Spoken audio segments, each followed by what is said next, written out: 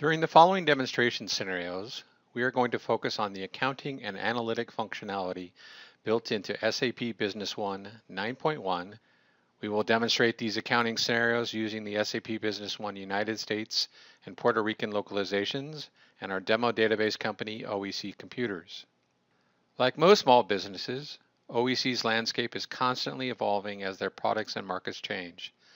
To keep up with those changes, Dan Jenkins, the OEC controller, and his new accounting lead, Sue Topper, will show us how they configure and adapt SAP Business One accounting components to get their management team the information they need to run the business. The following demonstration scenarios will touch upon the following accounting functionality: chart of accounts, GL determinations, journal entries, journal vouchers, and journal entry templates, project accounting, transactional and financial statement reporting, and HANA financial analytics, dashboards, and KPIs. Accounting Scenario 1. With the growth of SAP HANA, OSC is starting to see a huge demand for certified SAP Linux servers from their clients. In the last several months, the sales of these servers are becoming a significant portion of the overall OEC business. To capture the detailed profitability of this growing product line, the executive management team has asked Dan to create a new product group and the necessary accounting processes to record this growing segment of their server business line. To capture these financial details, Dan has chosen to extend their existing GL chart of accounts and define a new item group to facilitate automatic GL postings. Specifically, we will see the following SAP Business One powered by SAP HANA accounting and financial focus capabilities in this first demonstration scenario: customized financial workbench, pervasive analytic KPIs and dashboards, chart of accounts, item group accounting, and enterprise search. Our scenario begins at Dan's SAP Business One's desktop, where he is reviewing the setup and controls of his new approach. Sue asked Dan about his Business One desktop. She says that at her old company, she remembers SAP Business One having a traditional menu structure, and his desktop looks nothing like the SAP Business One she remembers. He points out that this is the new Fiori interface. It is a new tool in SAP Business 9.1 for HANA, and he has chosen to place the Financial Process Workbench on his desktop because these tasks represent the financial transactions and reports he uses the most often. This workbench gives him quick access to the most common Business One functions. Using the Financial Process Workbench, Dan selects Chart of Accounts. This opens the Chart of Account Master Records window. Since Sue is new to OEC and was not around during the initial implementation, Dan fills Sue in on their configuration of the flexible chart of accounts that they have configured in SAP Business One. He points out that OEC has defined the GL chart of accounts in 4 segments. They chose 4 segments representing the account, the division, the region, and the department. Dan also reminds Sue that each segment is user-definable and supports both numeric and alphanumeric structures. He selects the Cash at Bank checking account to remind her of some of the other options they have on each account record setting. They can define one or multiple currencies for an account. Accounts can be marked as confidential. This prevents unauthorized users from using them or viewing this account transaction or balance at any point. Anyway, enough about the flexible and boring details of the chart of account. What he wants to show Sue now is how he's defined the new GL accounts that he set up for the HANA Server product line. He selects the revenue drawer, and then the new sales revenue HANA Server account. This is the account that will be used to capture the revenue associated with the sales of any new HANA Server. To capture the cost side of the equation, he goes to the cost of sales drawer. And in this drawer, he selects the new cost of goods sold HANA Server, or account 515. To create the automatic linkage of these new accounts to the HANA servers in inventory and assure that each time they are sold, the right GL accounts are used, Dan has created a new item group. He opens the main menu and the new lookup feature and enters the term item group. He selects this from the menu. And on the Accounting tab, he shows Sue how he's defined the new Sales Revenue HANA Revenue account, 415. He also shows her the new Cost of Goods Sold account. There is one last linkage that is important to make all this work smoothly. The item record for each one of these servers needs to be linked to this new item group. Dan uses the Enterprise Search feature of SAP Business One on HANA to quickly bring up the item master records for all the HANA servers. He selects the Enterprise Search magnifying glass and enters the text HANA Server and hits the magnifying glass icon. The search results quickly returns all instances of the text HANA Server found in the company database. Since there are lots of results, he selects the layout icon to filter the results to just the information he is looking for. He selects the item under the master data record, and here he's down to only 6 records. He can see the summary details on all the items as he hovers over each one of them, or he can drill into them by clicking on the link. You can see here that the item group for this item is defined now as HANA servers. This creates the final linkage between the item group, and the correct revenue and cost of goods sold account.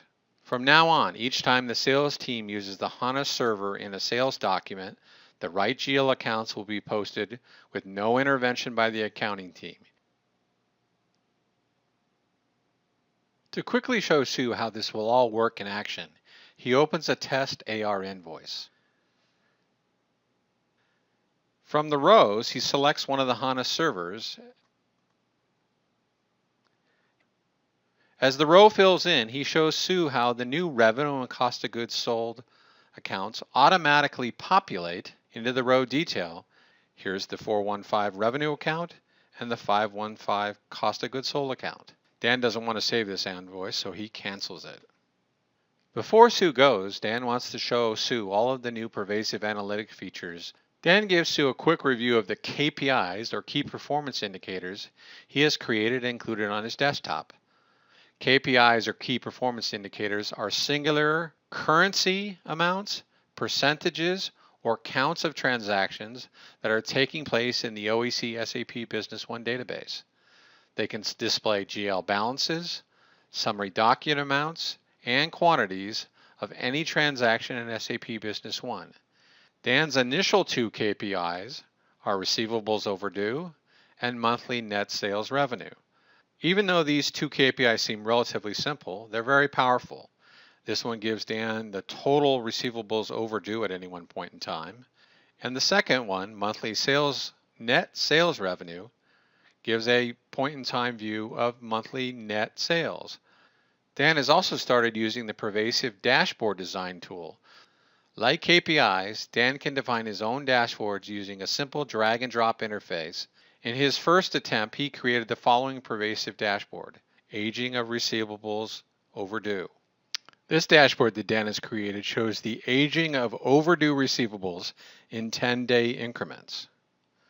If he hovers over each bar, in this case 10 days, he can see that $525,000 is overdue 20 days, 30 days, and so forth. Accounting Scenario 2, Journal Vouchers and Journal Entries. To give a complete profitability picture of this new HANA Server product line for the entire year, Dan has asked Sue to reclassify the revenue and cost of goods sold amounts that have already been posted from the previous GL accounts to the new GL accounts. Sue will need to determine the total revenue and cost of goods sold amounts already booked from January to July and create journal entries to rebook only the amounts attributed to these HANA servers. Since Sue is very experienced with SAP Business One, she is going to create one journal voucher that will contain all the individual journal entries she will post.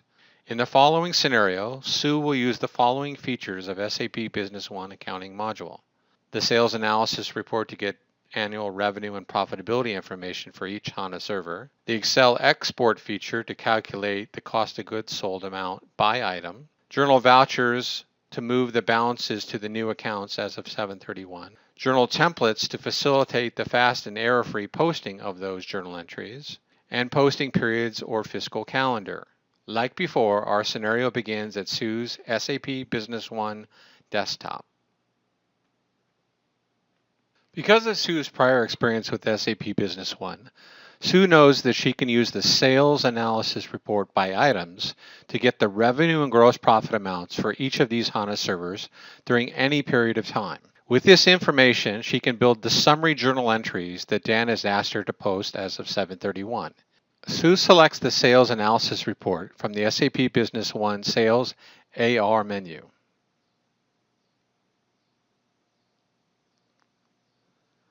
She chooses the Item tab to run the report by items. She confirms that she wants to run an annual report to return one amount for the entire period. She confirms the posting date from 1/1 to 7/31, and she also confirms that the group is HANA servers. She hits OK to run the report and bring the report to her screen. The sales analysis by item report shows her the quantity, sales amount, and gross profit for each of the 6 HANA servers that OEC has sold. Sue knows that she also needs the cost of goods sold, or COGS, totals for each item, which is not on the report, but she knows a subtraction of the report sales amount and from the gross profit amount will calculate this amount for each item. Using the built-in Microsoft Excel integration with SAP Business One, she uses the toolbar, MS Excel, to export all the items in the report to Microsoft Excel. The Excel sheet launches with the report amounts and labels already loaded. In Excel, she knows she needs to add a new column to calculate the cost of goods sold. Now she has the information she needs to rebook both the revenue amount, which is the sales amount, as well as the cost of goods sold amount. For now, she's going to keep this Excel window open and go back to Business One. She can close this report. Using the amounts in the Microsoft Excel sheet, Sue is now ready to use the journal voucher transaction to collect all these journal entries. One journal voucher will contain all the detailed journal entries for this revenue and COGS reclassification. She goes to the Financial menu and selects Journal Vouchers. Now Sue has already started this process and already created a journal voucher. She double-clicks on journal voucher number 1, and she can see within that journal voucher, there are a total of 5 journal entries. If she clicks on any one of the 5 journal entries, it will show her the detailed journal entry within that journal voucher. In this example, this one journal entry is the reclassification of both the revenue and the cost of goods sold for the S18,000 item, which is one of the HANA servers. She clicks OK to get back to the total journal voucher. At this point, Sue wants to add the 6th and final journal entry to this journal voucher. This will be the journal entry for the Fujitsu reclassification of cost of goods sold and revenue. To do so, she clicks the button Add Entry to Existing Voucher.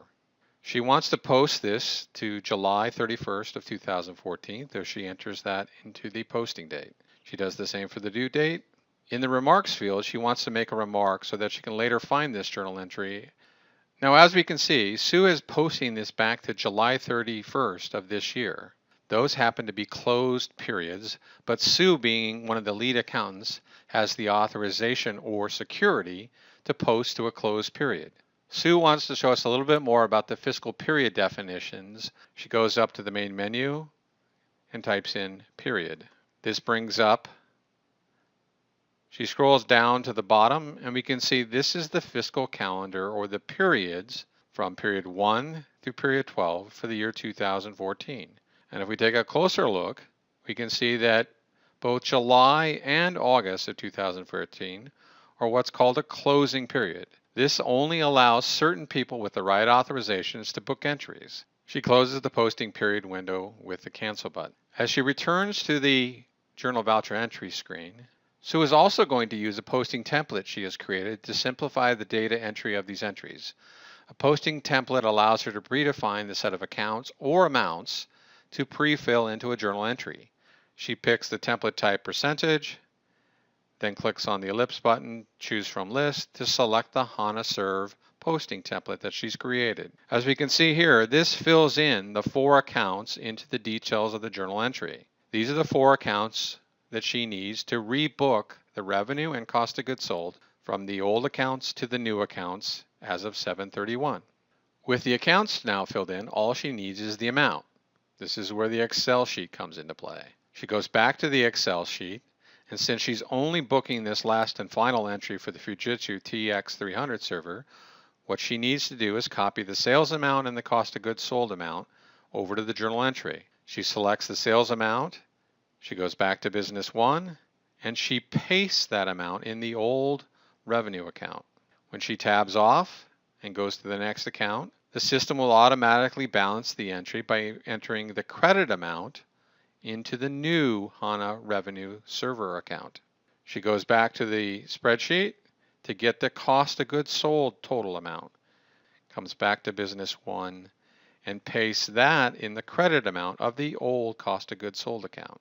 When she tabs off that, it also pre-fills in the debit amount for the new COGS account. This is the complete journal entry to rebook the revenue and the cost of goods sold from the old accounts to the new accounts that Jim has set up. With this journal voucher entry complete, she clicks Add to Voucher and Close. This returns her back to the overall journal voucher screen, and we can now see the 6 entries for the 6 different HANA servers. With the last one completed, she clicks Update. Now remember, this journal voucher has been saved to the system, but the entries in the voucher have not been posted to the general ledger. This gives Sue the ability to send this journal voucher for Dan for approval, as well as include the values of this journal entry into reports to see their impact. Sue wants to review the impact of these journal entries in the journal voucher before she gets the OK from Dan and before she posts them to the general ledger. To see their impact, there's a delivered report that she can run called the General Ledger Report. This report allows her to include both posted entries and unposted journal vouchers in the results of the report.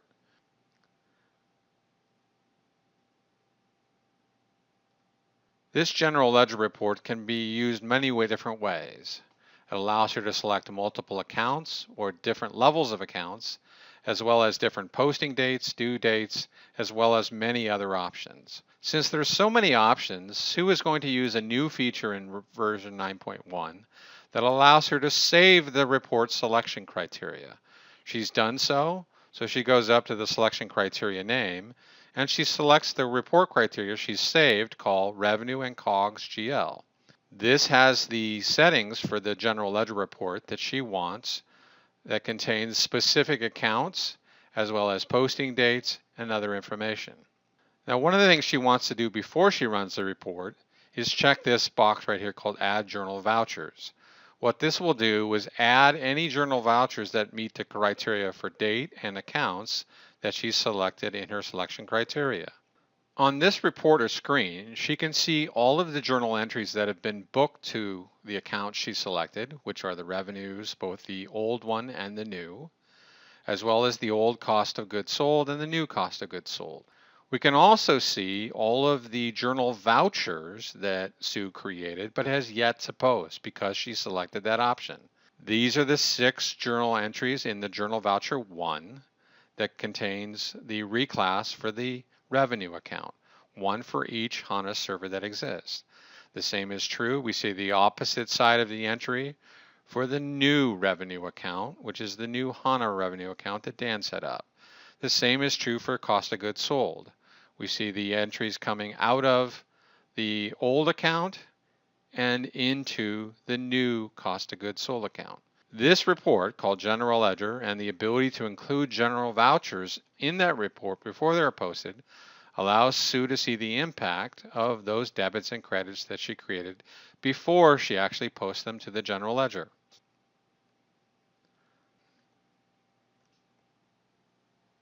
Accounting Scenario 3, Project Accounting. Dan was asked by the sales manager, Kevin Lawless, if there's any way he could do some financial analysis for a project that he is working on for the CEO. They would like to test a new market in Mexico just for a few months. They would like to track all revenue and expenses for this project for just 1 month as a trial. Dan suggests that they use the SAP Business One project feature. He has set up a new project called Mexico, and he wants to sit down with Kevin and the CEO to walk through his proposal for how this project will capture the detail they need.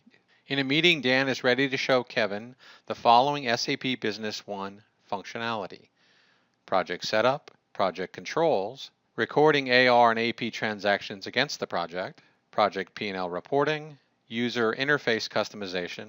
Like before, our scenario begins at Dan's SAP Business One for HANA desktop. As we said, Dan has decided to use the project capabilities of SAP Business One to track the Mexico sales initiative. This option will be simpler and still give them the reporting they need. Dan would like to show Kevin the project setup. Here you can see the setup projects menu. From this screen, he shows Kevin the way they've set up this Mexico project. It's very simple. It's got a code, Mexico, with a short description, as well as a start and end date. Dan would also like to show Kevin how they're going to make the project mandatory on any subledger document, either an AR or an AP document, so that when those documents are entered, they will not be able to add the document until they specify the correct project. To do this, Dan has had to use the General Settings Cost Accounting System options, as well as the project options on key GL accounts. To show Kevin how this is done, goes to Administration, System Initialization, General Settings, and then goes to the Cost Accounting tab. In this scenario, Dan has made the project code mandatory, and all postings will be blocked if a project code is not specified. For the requirement on the GL account level, Dan has set up a control on the general ledger accounts. In the chart of accounts, for example, on accounts receivable, he has set the option set to project. He's checked this box, but has not supplied a project. This will require anytime this account is used, a project is specified. Dan wants to show Kevin a sales and a purchasing example. He will show Kevin how the project is assigned to each row for the right tracking later on in the financial reporting. It will also show him what happens when they don't specify a project on the document row. He starts by showing them an AR invoice to one of their customers, Delbert.